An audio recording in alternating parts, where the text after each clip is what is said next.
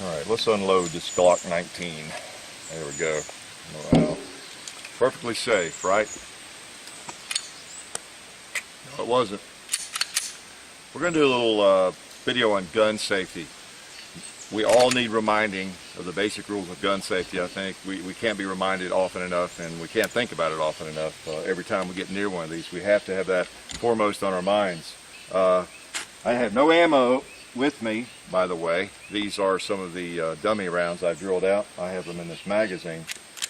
So there's no ammo in my pockets. There's no real ammo anywhere near. These are the ones that I drilled the primer. Well, there never was a primer. I just loaded these cases without powder, and then I actually drilled that out too, couldn't even put a primer in. So dummy rounds there, and nothing else anywhere. This gun is a no magazine. It's a toy gun, old airsoft, I think, John's from way back. I'm going to talk a little bit about gun safety and the 4 basic rules of gun safety. And I like to base it on Cooper's basic rules of gun safety. These are generally attributed to him. You know, all guns are always loaded. At least they should be treated that way. Never let the muzzle cover anything you're not willing to destroy. Keep your finger off the trigger until your sights are on the target. And then, of course, be sure of your target. Right? Know what the bullet will do. I have a parenthetical phrase there, you know, what the bullet will do. If it's a pellet, if it's a BB, you know, what's it going to do? BBs will bounce sometimes, whereas it might be even safe to shoot a real gun at something. BB would bounce back at you because they're not lead, generally they're metal. So just different things like that. So, you know, they say that the 2 loudest sounds are when you're expecting a bang and you hear a click, or when you're expecting a click and you hear a bang. You don't want either one of those to happen. You don't want either one of those surprises, you know, ever. Think about that if you don't quite understand what I said there. Okay, click, that's what you want to hear, right? Alright, all guns are always loaded, so what that means is you have to assume they're loaded, don't you? That's the first rule of gun safety. I like to see actions open when they're on the table. The thing that I like to do is exaggerate gun safety, and because you're not doing it for just yourself. It's one thing for me to know that gun's unloaded. I mean, I may be 100% certain I know it is, but I need other people that are walking around, or someone who walks up, to know that. If I'm at a skeet range with my shotgun, that's why if you walk around a skeet range or something and you don't have that shotgun broken open, it doesn't matter if you don't even have any ammo left and you have that barrel filled with water. I don't know, there's nothing in it. It doesn't matter. The people seeing you don't know that. So you want to exaggerate it, demonstrate it, go overboard with it. Okay, so they're always loaded. If that gun's lying down, you have to assume it, pick it up, check it carefully. You see me doing this a lot. I get comments. People wonder what I'm doing. It's like I'm, I don't know, I have some kind of obsession or something. I like to work slides. Well, that's part of the reason. I want to make sure if there's anything in there, it gets picked up. You know. So, and of course, you want to look and eyeball it. But if you lay the gun down, my basic rule is it's loaded now. If I take my hands off of it, it's loaded, and I've got to check it again. If I lay it down and I take my hands away, and I look away and do anything else, that gun's loaded. I check it. In fact, if I've had it in my hand for a minute and I haven't been thinking about something else or talking to somebody, you know, I want to check it again too. All right, so that gun's loaded unless I see that it's not. Always the truth. No matter where you see a gun, you don't put your finger on that trigger when you pick it up. If you're a youngster, you have not gotten involved with real firearms yet, I mean, you're watching these videos, because I know I have some pretty young people that tune into them, you never put your finger on that trigger. That gun could be loaded. And it doesn't matter if it's loaded. If you think about it, that gun could be hot with 14, 15 rounds in it. It could have a round in the chamber, and it's cocked. But if I pick it up, and even if I violate some of the safety rules, if I don't put my finger on that trigger, that gun will do nothing. Yeah, it's safe.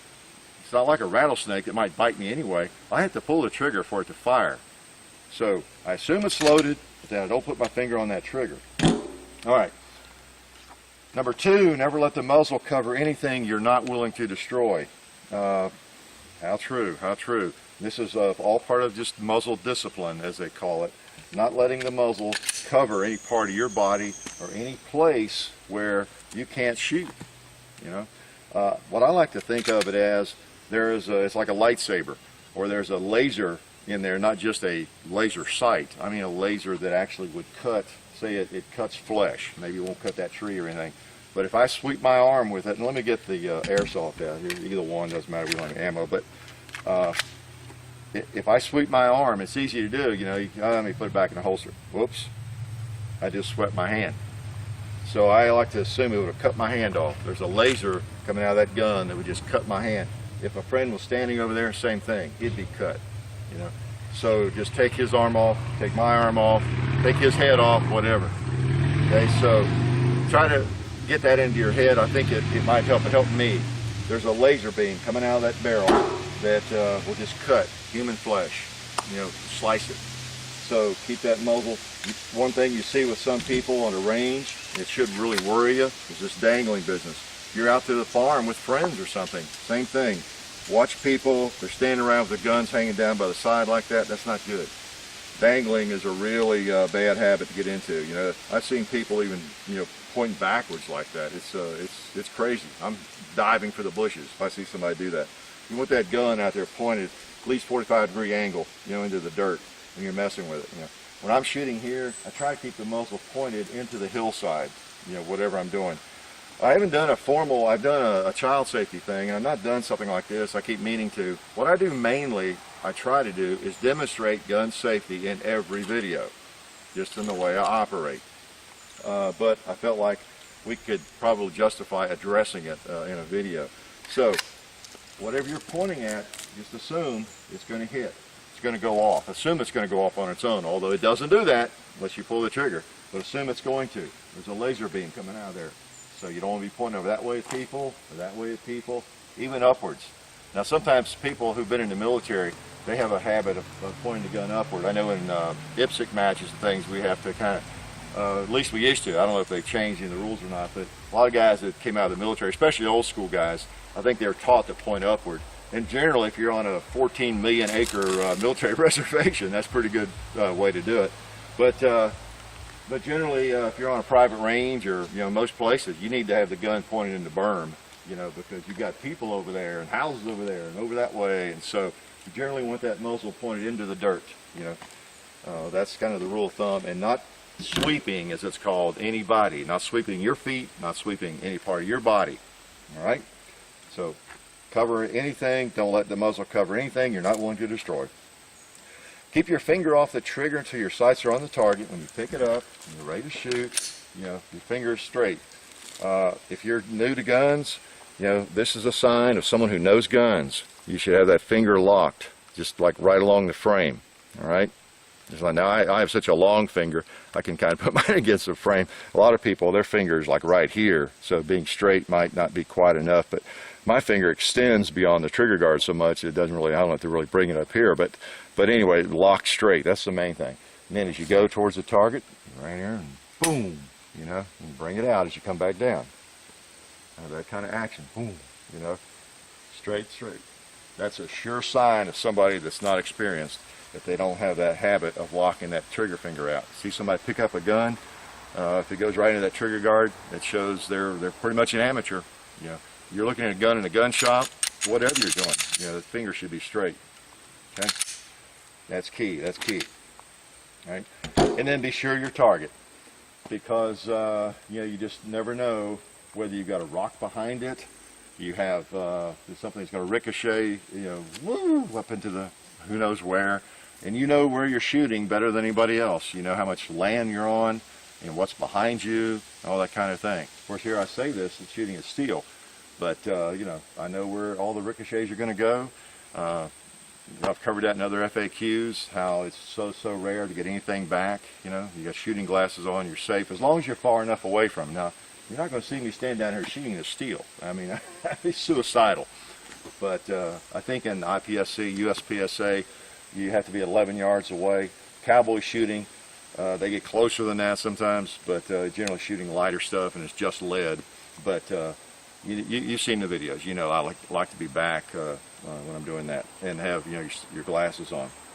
So be sure what you're shooting at. And as I mentioned here with BBs and shotgun pellets, some people make a mistake with shotgun pellets, because you shoot some things like I don't know, even a really hard dead tree or something, it may not go in, it may bounce back.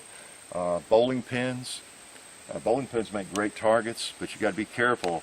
You shoot them with a shotgun sometimes, and you don't want to be too close. Sometimes a pellet will come back at you, just as with a BB, because they are really tough. It's very, very tough plastic, as you can imagine, on there. But these are the 4 basic rules of gun safety that Cooper touted, and with good reason. They work. Just make sure you don't ever look at that gun as if it's unloaded. You got to pick it up and you got to check it if you're authorized. If you're not authorized, if you're a young person, you come across a firearm that maybe your dad or an uncle left lying around, you just don't touch it. You just don't touch it. Tell an adult. And if it's a gun you're authorized to touch, same thing. You're going to check it. Pull the magazine out if it's a semi-automatic, and the round that gets people occasionally is the one that's in the chamber. That's why I started the video with that, because that gun is loaded until you check that chamber. All right? If you're not safe, you shouldn't be messing with the guns. And if you think there's something macho about not being safe, that's kind of like the macho idea of not wearing ear protection or glasses or something. There's nothing macho about that. That doesn't mean you're tough. Overdo the safety, and you can continue to enjoy the sport just like we've been able to do for decades and decades and decades. So, hope that's useful, you young people especially. I'll put these 4 rules in the description of this video, and you might want to. This is actually a posting. I used to have a gun club and for youngsters, and this was actually a handout that I would give them, and I had this one laminated and stuck here on the range. But I'll post those on the description, and please live by those so you can shoot safely. So hope that was useful, and we'll see you guys later.